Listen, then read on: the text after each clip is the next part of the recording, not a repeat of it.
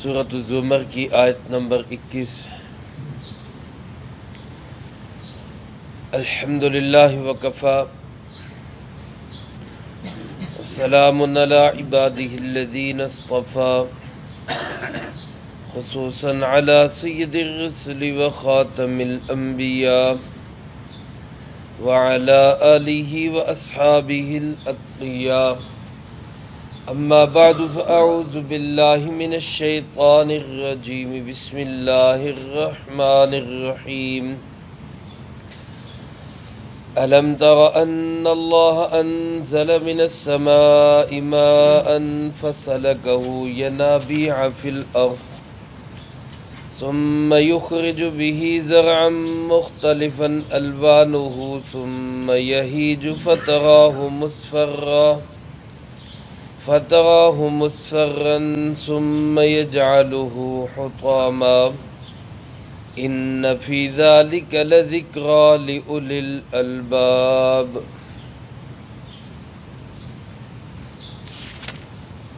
ألم تر أن الله أنزل من السماء ماء، کیا تو نے نہیں دیکھا بے شک اللہ تعالیٰ نے ہی اتارا ہے آسمان کی جانب سے پانی کو، فَسَلَكَهُ يَنَابِيعَ فِي الْأَرْضِ، پھر اس کو چلا دیا زمین کے چشموں میں، ثُمَّ يُخْرِجُ بِهِ زَرْعًا، پھر وہ نکالتا ہے اسی پانی کے ذریعے ایسے باغات، مختلفاً الوانہ، جن کے رنگ مختلف ہوتے ہیں، ثُمَّ يَهِيجُ، پھر وہ کملا جاتے ہیں، فتراہ مصفرا، سو تو دیکھے گا ان کو زرد ہوا، ثم یجعلہ حطاما، پھر وہ اللہ کر دیتا ہے ان کو چورا چورا۔ ان فی ذلک لذکری لأولی الالباب، بے شک اس میں نصیحت ہے ان لوگوں کے لیے جو عقل رکھنے والے ہیں۔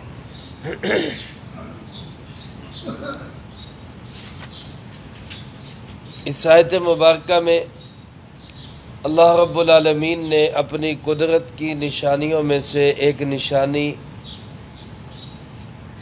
پانی کے نظم اور انتظام کو بیان فرمایا ہے۔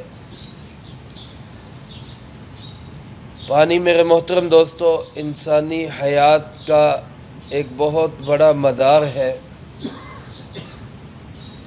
سورۃ الانبیاء میں اللہ رب العالمین ارشاد فرماتے ہیں وَجَعَلْنَا مِنَ الْمَاءِ كُلَّ شَيْءٍ حَيٍّ، ہم نے ہر چیز کی حیات اور زندگی کا تعلق پانی کے ساتھ جوڑا ہے۔ انسان ہو کوئی اور مخلوق ہو، سب کی زندگی کا بنیادی عنصر پانی ہے۔ پانی نہ ہو انسان زندہ نہیں رہ سکتا۔ علماء نے لکھا ہے کہ اس سے مراد وہ پانی بھی ہے کہ جو انسان پی کر اپنی پیاس بجھاتا ہے اور اپنی ضرورتیں پوری کرتا ہے، اور وہ پانی بھی ہے کہ جس کو ہم خون کہتے ہیں، اور خون کو بھی اگر کھولا جائے تو آج کی سائنس میں بتاتی کہ اس میں ایک بڑا حصہ پانی کا ہی ہے، اور آپ جانتے ہیں کہ اگر انسان کے جسم میں یہ خون نہ ہو تو وہ انسان چند ساعت بھی زندہ نہیں رہ سکتا۔ تو گویا اللہ رب العالمین کے یہ فرمان 100% حق اور سچ ہے کہ ہر چیز کی حیات کا اصل مدار کس پہ ہے؟ وہ پانی پہ۔ اللہ پاک نے اس پانی کو سٹور کرنے کے لیے، اس کو محفوظ کرنے کے لیے کیسا عجیب اور زبردست انتظام بنایا کہ سمندروں سے بخارات اٹھتے ہیں، بادلوں کی شکل اختیار کرتے ہیں، پھر وہ بادل پورے علاقوں پہ چھا جاتے ہیں، پہاڑوں پہ برستے ہیں تو برف کی شکل میں پانی سٹور ہو جاتا ہے، جو پھر سخت گرمی کے موسم میں تھوڑی تھوڑی پگھل کر وہ پورے علاقے کو پانی مہیا کرتی اور صاف ستھرا پانی مہیا کرتی۔ کہیں پہ ایسا ہوتا ہے کہ وہی بارش وہ ندی نالوں کی شکل میں پانی سٹور ہو جاتا ہے، کہیں ایسا ہوتا ہے کہ یہی پانی زمین کی رگوں کے اندر چلا جاتا ہے اور پھر زمین سے کنوؤں کی شکل میں، نلکوں کی شکل میں، موٹروں کی شکل میں اس پانی کو زمین سے پھر کھینچ کے نکالا جاتا ہے۔ لیکن یہ ظاہری چشمے ہوں، زمین کے اندر چشمے ہوں یا برف کی شکل میں محفوظ کیا ہو، اس سارے پانی کو برسانے والا بھی کون ہے؟ اللہ ہے، اور اس کو محفوظ بنا کے انسان تک پہنچانے والا بھی کون ہے؟ اللہ ہے۔ اللہ رب العالمین فرماتے کیا تم نے میری اس نشانی پہ غور نہیں کیا؟ الم ترى، کیا تو نے دیکھا نہیں؟ میں بھی مخاطب ہوں، آپ بھی مخاطب ہیں، ہر انسان اس کا مخاطب ہے۔ اولین مخاطب اس کے ہمارے پیارے آقا جناب محمد مصطفیٰ صلی اللہ علیہ وسلم۔ اللہ پاک ہم سب سے سوال کرتے ہیں کہ کیا تو نے دیکھا نہیں؟ اللہ نے انزل من السماء ماء، آسمان کی جانب سے پانی کو اتارا۔ اگر کسی کے ذہن میں یہ سوال ہے کہ پانی تو بادلوں سے اترتا ہوا نظر آتا ہے، آسمان تو کہیں اوپر ہے، تو اس کو کہا جائے گا کہ ارے اللہ کے بندے، بادلوں سے بھی جو پانی نظر آتا ہے تو آسمان سے حکم آتا ہے تو بادلوں سے پانی آتا ہے، اور اگر آسمان سے حکم نہ آئے تو پھر بادل بھی نہیں آتے اور بادلوں سے بارش بھی نہیں آتی۔ تو گویا بادل بھی آسمان کے حکم کے منتظر ہیں، اس لیے حقیقی طور پر یہ جو پانی آتا ہے وہ کہاں سے آتا ہے؟ وہ آسمانوں سے ہی آتا ہے۔ جیسا کہ قرآن پاک میں دوسری جگہ ارشاد فرمایا وَفِي السَّمَاءِ رِزْقُكُمْ، تمہارا رزق آسمانوں میں ہے۔ انسان حالانکہ زمین پہ محنت کرتا ہے، انسان کاشتکاری کرے تب زمین پہ محنت، دکانداری کرے تب زمین پہ محنت، مزدوری کرے تب محنت زمین پہ ہے، ملازمت کرے تو تب محنت زمین پہ ہے، لیکن اللہ کیا فرماتے ہیں؟ رزق تمہارا آسمانوں میں ہے۔ یعنی مطلب کیا کہ تم محنت بے شک یہاں کرتے ہو، لیکن رزق کے فیصلے کہاں سے آتے ہیں؟ وہ آسمانوں سے آتے ہیں۔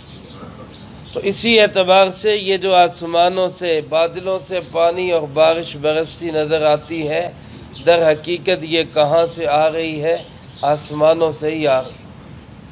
اور بعض علماء یوں فرماتے کہ عربی زبان کے اندر ہر وہ چیز جو سر سے اوپر ہو، وہ چھت ہو، وہ خیمہ ہو، وہ آسمان ہو یا وہ بادل ہوں، ان سب کو سما کہا جاتا ہے۔ تو سما کا معنی یہاں جیسے آسمان کیا جاتا ہے، وہاں سما کا معنی بادل بھی ہو سکتا ہے، کیونکہ وہ بھی سر سے اوپر ہی ہوتے۔ تو یوں بھی ترجمہ کر سکتے ہیں کہ کیا تم نے نہیں دیکھا کہ اللہ رب العالمین ہی بادلوں سے پانی نازل کرتا ہے؟ اور یہ بھی اللہ کی کتنی بڑی قدرت ہے۔ بظاہر یہ ہلکے پھلکے روئی کے گالے، یہ ادھر مری کی طرف اور سوات کی طرف اور گمراٹ کی طرف اور اونچے علاقوں میں جائیں تو بادل بعض اوقات جسم سے ٹکراتے ہیں اور انسان کو کچھ بھی نہیں ہوتا، ایک دھواں سا ہے، ایک بھاپ سی ہے، ایک ایسے جیسے کوئی روئی کے گالے سے ہے، لیکن اس ایک ہلکی پھلکی سی چیز کے اندر بھی اللہ پاک نے منوں کے حساب سے وزنی پانی بھرا ہوا ہوتا ہے۔ یہ اللہ کے ٹینکر ہیں جو فضا میں اڑتے پھرتے، جیسے دنیا داروں کے ٹینکر وہ زمین پہ، سڑکوں پہ کوئی پانی، کوئی پٹرول، کوئی چیز لے کے بھاگا پھر رہے، یہ اللہ کے بڑے بڑے ٹینکر ہیں جو بظاہر ہلکے پھلکے، لیکن یہ منوں کے حساب سے، ٹنوں کے حساب سے پانی لے کر ایک علاقے سے دوسرے علاقے کی طرف منتقل ہو گئے۔ اللہ پاک فرماتے کیا تم میری اس قدرت پہ غور نہیں کرتے؟ پانی برسایا، پانی بہایا، پھر فسلکہ ینابیع فی الارض، اس کو زمین کے ان روؤں کے اندر اللہ نے چلا دیا۔ ینابیع ینبوع کی جمع ہے جس کا معنی ہوتا ہے چشمہ۔ یہ زمین کے اندر یہ مختلف قسم کے جو اللہ نے چشمے بنا دیے، کہیں دریا چشمہ ہے، کہیں نہر چشمہ ہے، کہیں ندی نالا چشمہ ہے، کہیں تالاب اللہ کا چشمہ ہے، کہیں زمین کی گہرائیوں میں اتار کے رگوں کے اندر ایسے سمو دیا کہ کنواں بناؤ تو اس میں پانی، نلکا لگاؤ تو اس میں پانی، موٹر لگاؤ تو اس میں پانی۔ یہ سب جگہوں پہ اس پانی کو سٹور کرنے والا کون ہے؟ اللہ رب العالمین۔ ینابیع فی الارض، اس نے آسمان سے برسا کے زمین کے ان سٹور رومز کے اندر اس اللہ نے اس پانی کو چلا دیا۔ یہ اللہ کے گویا بڑے بڑے گودام ہیں زمین کے اندر، جہاں اللہ نے پانی کو سٹور کر رکھا ہے، اور پانی خراب بھی نہیں ہوتا، پانی سڑتا بھی نہیں۔ اب پمپ چلائیں تازہ میٹھا پانی نکلے گا، نلکا گیڑیں اس میں تازہ ٹھنڈا پانی میٹھا نکلے گا، آپ کنواں کھودیں اس میں تازہ ٹھنڈا پانی آپ کو ملے گا، چشموں میں چلے جائیں، ندی نالوں میں چلے جائیں تو تازہ پانی آپ کو ملے گا۔ خراب وہاں ہوگا جہاں انسان کا عمل دخل آئے گا، جہاں انسان کے ہاتھ لگیں گے، اور جہاں تک اللہ رب العالمین کے ہاتھ میں ہے وہاں تک پانی کے اندر کوئی خرابی نہیں، صاف ستھرا پانی اللہ فرماتے میں تمہیں عطا کرتا۔ پھر اس سے آگے چلو، فرمایا اسی پانی سے ثم یخرج بہ زرعا مختلفا الوانہ، پھر اسی پانی سے وہ اللہ نکالتا ہے ایسے باغات، ایسے پھل پھول، ایسے پودے جن کے رنگ مختلف ہیں۔ ایک کیاری کے اندر، ایک باغ کے اندر، ایک زمین کے اندر آپ جا کے دیکھ لیں، قسم قسم کے پودے لگے ہوئے، ان کے رنگت مختلف، ان کے پتوں کا ڈیزائن مختلف، ان کا سائز مختلف، ان کے نقش و نگار مختلف۔ ایک پانی سے یہ اتنی زبردست خوبصورتیاں بنانے والا کون ہے؟ یہ ہے میرا اللہ، یہ ہے اللہ رب العالمین۔ یہ ایک چھوٹی سی کیاری ہے ہماری، اسی میں دیکھ لیں 15-20 پودے لگے ہوئے، کسی ایک پتے کا سائز دوسرے سے نہیں ملتا، ایک کی رنگت دوسرے سے نہیں ملتی، ڈیزائننگ دوسرے سے نہیں ملتی، ذائقہ چکھ لیں تو وہ دوسرے سے نہیں ملتا، اور نیچے زمین میں کھدائی کریں تو پانی ایک ہی ہے، مٹی ایک ہی ہے، زمین ایک ہی ہے۔ تو ایک زمین کے اندر، ایک مٹی کے اندر یہ مختلف قسم کے ایک پانی سے پھل پھول اور پودے اگانے والا کون ہے؟ یہ ہے میرا اللہ۔ ایک باغ کے اندر ایک سائیڈ پہ آپ آم کا پودا لگا دیں، دوسری سائیڈ پہ لیموں کا پودا لگا دیں، آم کے اندر مٹھاس پیدا ہو رہی اور لیموں کے اندر کھٹاس پیدا ہو رہی، زمین ایک، پانی ایک، ہوا ایک، فضا ایک، لیکن یہ ان پودوں کے اندر رس بھرنے والا کون ہے؟ اللہ رب العالمین۔ میرے محترم دوستو، یہ اللہ اپنی قدرت کی نشانیاں ہمیں دکھا، پھر فرمایا ثم یہیج، پھر دیکھو کہ وہی پودے، وہی درخت، وہی پھل پھول جب اپنی پوری عمر کو پہنچ جاتے ہیں تو پھر کملا جاتے ہیں۔ وہیں پہ ہے، اسی باغ کے اندر ہے، وہیں پانی لگ رہا ہے، لیکن اب پودے کا رنگ روپ وہ بکھرنا شروع ہو گیا، خزاں کا موسم آ گیا، اسی جگہ پہ، اسی زمین میں، اسی پانی کے ساتھ وہی پھل پھول اور پودا وہ مرجھانے لگ گیا، وہ کملانے لگ گیا۔ پھر یہاں تک ہوا کہ فَتَرَاهُ مُصْفَرًّا، پھر تو دیکھے گا کہ وہ زرد اور پیلا پڑ گیا، خشک ہو گیا، اور بالآخر کیا ہوتا ہے؟ ثُمَّ يَجْعَلُهُ حُطَامًا، آخر کار اللہ اس کو چورا چورا کر دیتا ہے، ریزہ ریزہ کر کے بکھیر دیتا ہے، وہ ختم ہو جاتا ہے۔ یہ ایک اللہ نے اپنی قدرت کی دلیل بھی بیان کی، اور اس میں بہت بڑا سبق بھی ہے۔ آگے جملہ اللہ نے کیا فرمایا؟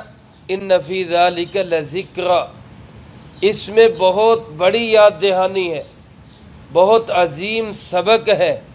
لیکن یہ سبق حاصل کون لوگ کریں گے؟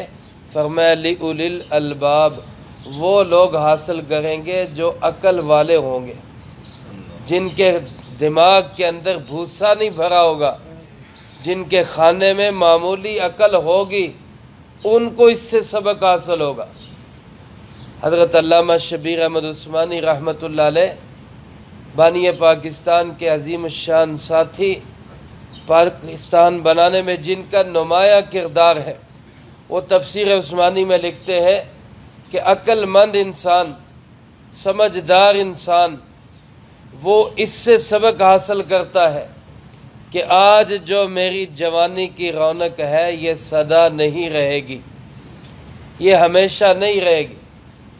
آج میرے جسم پہ تر و تازگی ہے، آج میرا جسم حسین و خوبصورت ہے، میرے بدن کے اندر قوت اور میرے بازوؤں کے اندر طاقت ہے، تو ایک وقت آئے گا کہ میں مرجھا جاؤں گا، میں کملا جاؤں گا، میرا رنگ پھیکا پڑ جائے گا، میری نظر، میری کان، ان کی طاقت قوت کمزور ہوتی جائے گی، میرے ہاتھ کسی چیز کو پکڑنے کے لیے کانپنا شروع ہو جائیں گے، اور پھر آخر کار وہ وقت آئے گا کہ میں پیلا پھٹک ہو کے پھر ریزہ ریزہ ہو کے ختم ہو جاؤں۔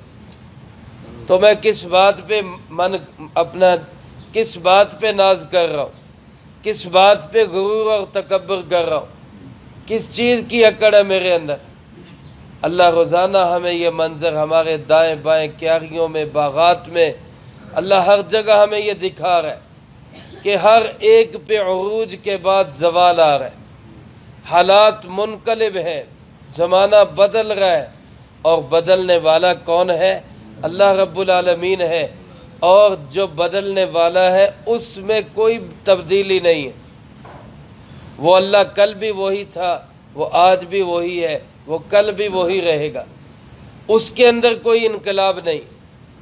زمانہ منقلب ہے، انقلاب آئے ہی کرتے ہیں۔